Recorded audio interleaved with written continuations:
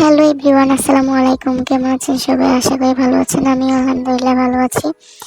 তো আজকে হচ্ছে চালের গুঁড়া করা হবে চালগুলোকে। ওই কারণে একেবারে ভোরবেলা ঘুম থেকে উঠে আমরা চালগুলোকে এখান থেকে মেপে নিয়ে ভিজিয়ে দিচ্ছিলাম। কারণ হচ্ছে এগুলো ভালোভাবে ভিজাতে হবে, যেহেতু এগুলোকে চালের গুঁড়া করবে।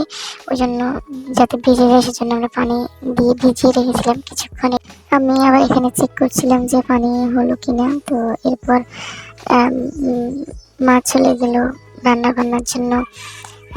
যেহেতু বসে আছি যে কিছু মানে রেডি করে নিই, যেহেতু রান্না বান্না করতে হবে। এই ফাঁকে তো আবার মেশিন চলে আসবে, চালের গুঁড়া করার জন্য যে বাড়িতে মেশিন রাখা হয়েছে। তো সবাই মিলে ভিজিয়েছে চাল, সবাই চালের গুঁড়া করবে, সেজন্য মেশিন বাড়িতে নিয়ে আসা হয়েছে।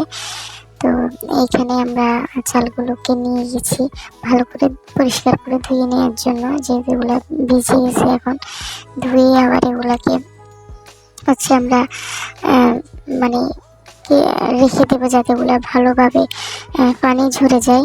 চাল ধোয়ার সময় চালগুলো যে পড়ছিল, এই কারণে ঘাটলে প্রচুর মাছ আসছিল। তো সবাই বড়শি দিয়ে আবার মাছ ধরছে।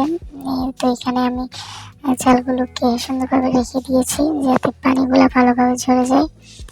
এরপরে আমাদের মেশিন চলে আসে। তো সবাই এখানে চালগুলোকে দিয়ে দিচ্ছিল গুঁড়া করার জন্য। এখানে প্রায় গুঁড়া হয়ে গিয়েছে।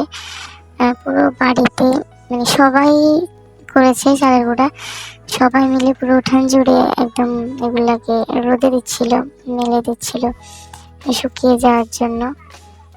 এই যে দেখো। তো এই ছিল আজকে আমার ব্লগ।